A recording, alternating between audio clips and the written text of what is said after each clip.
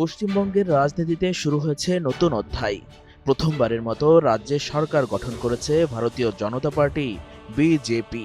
শনিবার কলকাতার ঐতিহাসিক ব্রিগেড প্যারেড গ্রাউন্ডে মুখ্যমন্ত্রী হিসাবে শপথ নেন বিজেপি নেতা শুভেন্দু অধিকারী। তবে একই দিনে টানা ১৫ বছর ক্ষমতায় থাকা তৃণমূল কংগ্রেস নেত্রী মমতা বন্দ্যোপাধ্যায় বিজেপি বিরোধী বৃহত্তর রাজনৈতিক ঐক্যের ডাক দিয়েছেন। বিরোধী শক্তিকে এক মঞ্চে আনার আহ্বান জানিয়ে তিনি বলেন, এখনই সময় একসঙ্গে লড়াই করার। রেইনবো অ্যাক্রোপ্লাস্টে অ্যাক্রিলিক এমালশন থাকায় মুছে ফেলা যায় যে কোনো দাগ সহজেই। Rainbow paints, colour of joy. একদিকে কলকাতা জুড়ে ছিল বিজেপির বিজয় উদযাপন ও আনন্দ মিছিল, অন্যদিকে বিকেলে কালীঘাটের বাসভবনে রবীন্দ্র জয়ন্তীর অনুষ্ঠানে দাঁড়িয়ে নতুন এক রাজনৈতিক মঞ্চ গঠনের প্রস্তাব দেন মমতা বন্দ্যোপাধ্যায়।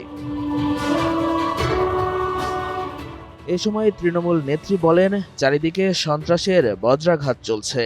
সব রাজনৈতিক দল, ছাত্র, যুব সংগঠন এবং এনজিওকে বলবো, জোট বাঁধুন। বিজেপির বিরুদ্ধে আমরা একটা মঞ্চ গড়তে চাই। এ সময় মমতা আরও বলেন, বাম, অতিবাম, জাতীয় দল যে যেখানে আছেন, আসুন আমরা একসঙ্গে লড়াই করি। আমাদের প্রথম রাজনৈতিক শত্রু বিজেপি। তখন দেখলাম আমার ফোন আসছে না, মেসেজ আসছে না, আর কেউ আমাকে ফোনও করছে না। তারপরে দেখলাম ইন্টারনেটটাই উইথড্র করে নিয়েছে। কিন্তু আমি সমস্ত বিজেপি বিরুদ্ধী রাজনৈতিক দলকে, সমস্ত এনজিওসদের, অনেক পলিটিক্যাল অর্গানাইজেশন আছে যারা অনেক সামাজিক কাজ করেন, তাদের সবাইকে আবেদন করব। নিউট্রাল অনেক প্ল্যাটফর্ম আছে, তাদেরও আবেদন করব।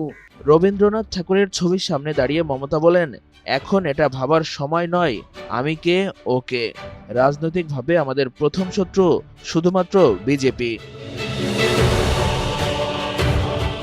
মমতার এই বক্তব্যের পর রাজনৈতিক অঙ্গনে শুরু হয়েছে নতুন আলোচনা। বামপন্থী দল সিপিএম এর রাজ্য সম্পাদক মোহাম্মদ সেলিমও প্রতিক্রিয়া জানিয়েছেন রবীন্দ্রনাথকে উদ্ধৃত করে। তিনি বলেন, জীবন যখন শুকায়া যায়, করুণাধারায় এসো। কালীঘাটের অনুষ্ঠানে বিজেপির বিরুদ্ধে একের পর এক অভিযোগও তোলেন মমতা বন্দ্যোপাধ্যায়। তার দাবি, তৃণমূল কর্মীদের উপর চলছে লাগামহীন সন্ত্রাস। এমনকি তার বাড়ি এবং অভিষেক বন্দ্যোপাধ্যায়ের বাসভবনের সামনেও বিশৃঙ্খলা সৃষ্টি করা হয়েছে বলে অভিযোগ করেন তিনি। মমতা আরও বলেন, রবীন্দ্র জয়ন্তীর অনুষ্ঠান আয়োজনে বাধা দেওয়ার চেষ্টা হয়েছে। সবশেষে নির্বাচনের ফল নিয়েও প্রশ্ন তোলেন তৃণমূল নেত্রী। তার ভাষায়, লড়াইটা আমরা জিতেছি, আমাদের হারানো হয়েছে, আগামী দিনে প্রমাণ হবে। মমতা জানান, কংগ্রেস নেত্রী সোনিয়া গান্ধী, রাহুল গান্ধী, মল্লিকা অর্জুন খড়গে, উদ্ধব ঠাকরে, অখিলেশ যাদব সহ জাতীয় রাজনীতির একাধিক নেতা তার সঙ্গে যোগাযোগ করেছেন। উল্লেখ্য, এবারের পশ্চিমবঙ্গ বিধানসভা নির্বাচনে ২৯৪টি আসনের মধ্যে বিজেপি জয় পেয়েছে ২০৭টিতে। অন্যদিকে তৃণমূল কংগ্রেস পেয়েছে ৮০টি আসন। এর মধ্য দিয়ে টানা ১৫ বছরের শাসনের পর ক্ষমতা হারিয়েছে মমতা বন্দ্যোপাধ্যায়ের দল।